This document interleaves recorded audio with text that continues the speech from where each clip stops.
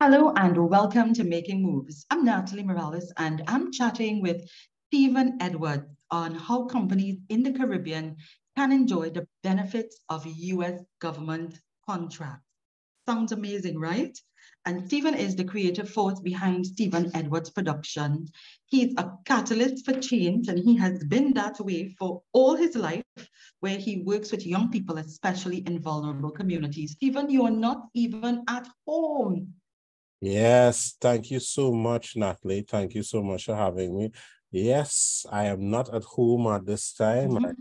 I've been in the US for quite a while, and it's been quite an experience. I have actually kind of stepped down from functions at Stephen Edwards Productions, and I've just started Stephen Edwards Consultancy, Uh-huh. where we help Caribbean companies get US government contracts. And we have made some really, really great alliances with, persons who I would consider to be, the number one guru when it comes to government contracts in the US. And a lot of companies in the Caribbean are not aware that that is even a possibility for them. And so, I thought that to be a very, very interesting opportunity Mhm. with the economies being the way it is in the Caribbean.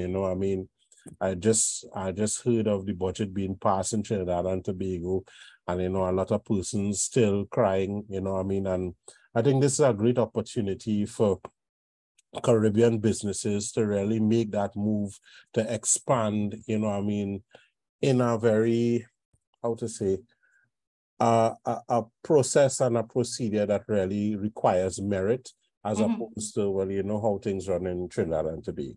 So, Yeah. And Stephen, when you started talking about this, I found that it sounded so far-fetched.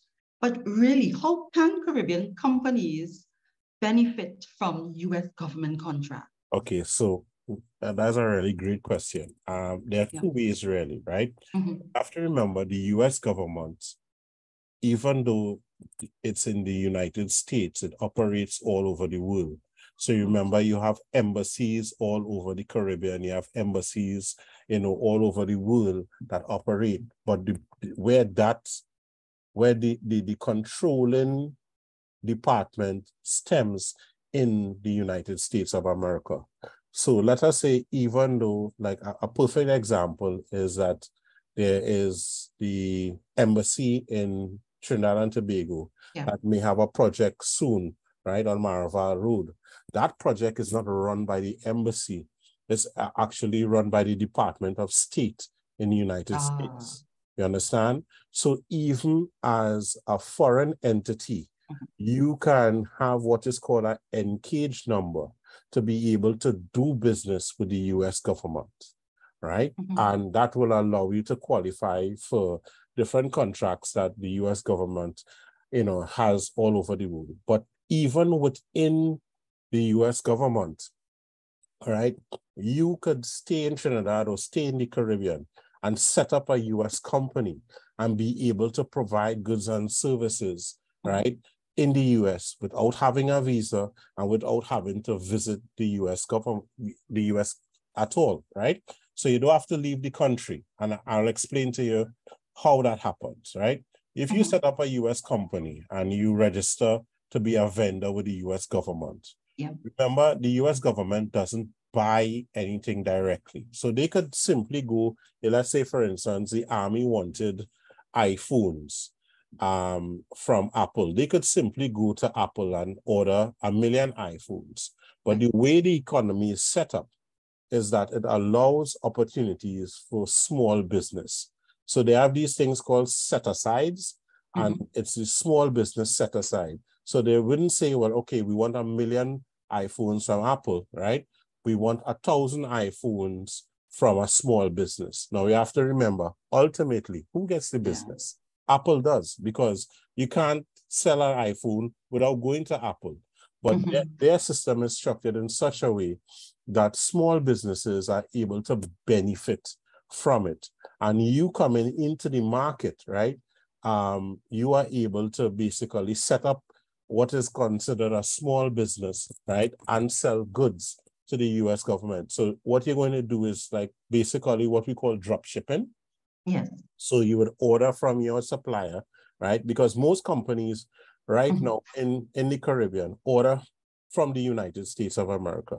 So let's say, for instance, if you were selling something like printers, right? You can order from your supplier in the US and have them drop ship wherever the item needs to go in the US. And so that way you can sell commodities to the US government without actually having to ever leave the country. So that's one way, yeah. Yeah, because it seems like a lot, but it also seems very, very doable. Stephen, do you know anyone who actually goes through with contract? Well, we have one of the things that we don't have a lot of Caribbean people because a lot of Caribbean people didn't really know it existed.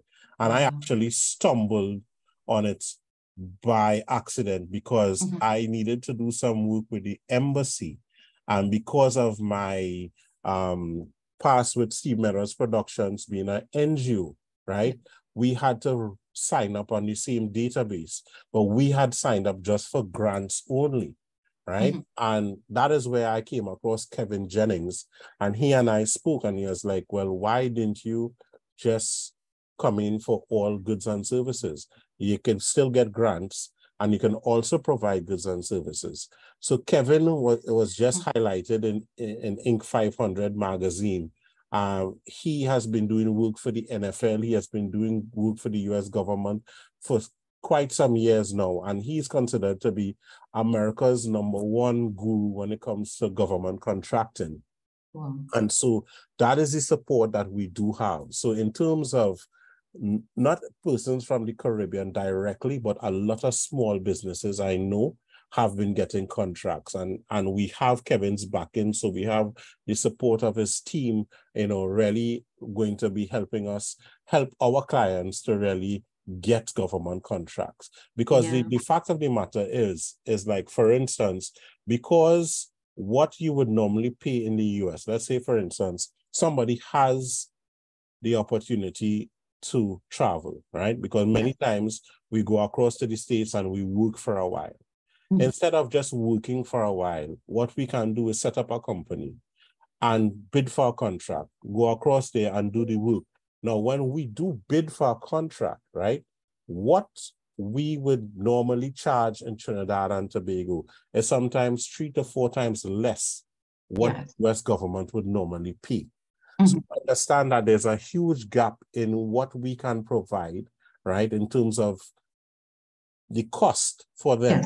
So it makes us very, very competitive. And really and truly, that is what drives US government contracting, competition. Yeah. And talking about competition, Stephen, I couldn't help but would wonder, why are you not gatekeeping this? Because it is contracts, and it's one of the disadvantages, I believe, of islands and smaller countries, in that usually we don't want anybody to know. But you are not gatekeeping this at all, because and that's your personality. It's who you are. You believe in that unique blend of theater and technology coming together to really make people develop and raise their living. And not only that, Natalie, our country can't move forward with just one person. I mean, we've seen it all the time. We have one set of people making all the money, and it doesn't work. It doesn't work. Our country can't move forward. The Caribbean can't move forward. And for me, it's like, the more money is in the economy, the more opportunities arise. Makes sense, right? Yeah, there are more money in the Caribbean, is the more opportunities arise, and we could now give a rise to other types of industries. So, for instance, I am big into film, right? If we have companies now that have the extra money to spend in film, now you could approach them to invest because they're looking for tax shelters. You understand? But by me just doing this and doing contracts on my own, right, it doesn't help our country. It doesn't help our region, and we are just stuck into the same way of doing business. For me to win doesn't mean that you have to lose. we all Yeah. win. You know what I mean? It's like an environment. Yeah. So that's really it. It's not a situation where, you know, I have to benefit and you have to lose out. Yeah. So to that person who is listening and want more information about these kinds of opportunities, where do we go? What? Well, couple of things. On Thursday, we're gonna have another live running on Facebook, Yeah. where people could ask questions and so of Kevin himself, right? So Kevin, because Wow. I actually bringing Kevin down on October 20th at the Montauk Auditorium, right? We have, the cost is just 300 US, right? But it's a great opportunity for companies to come and ask questions and basically set themselves, because you see what happening in the US and why it is it's not a competition, and the US would welcome this. Small business set-asides are just that. Yeah. These are the opportunities that are set aside for small businesses, and they are not being taken advantage of. It's being taken away from Congress, right? So Congress will make the argument that, okay, look, we live in all this work for small businesses and they are not taking advantage of it. So then let's give the bigger businesses, right? Yeah. And so the small business sector in the US will welcome more and more small businesses to participate. The other reason is that if it is, right, we have to have certain services and only one group bid on it, right? The US economy works on competition. So the US government will send out something called a sources sort.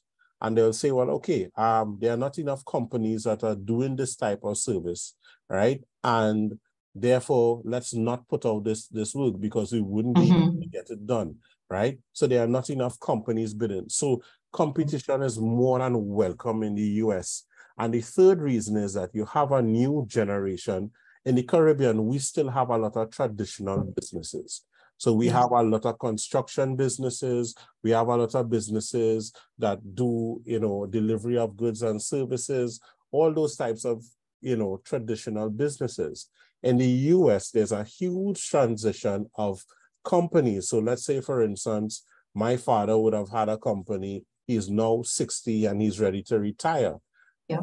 These new generation of kids in the US, they don't want to do those kind of traditional jobs. So like janitorial jobs, you know, landscaping jobs, those things are big businesses that you can get US contracts for.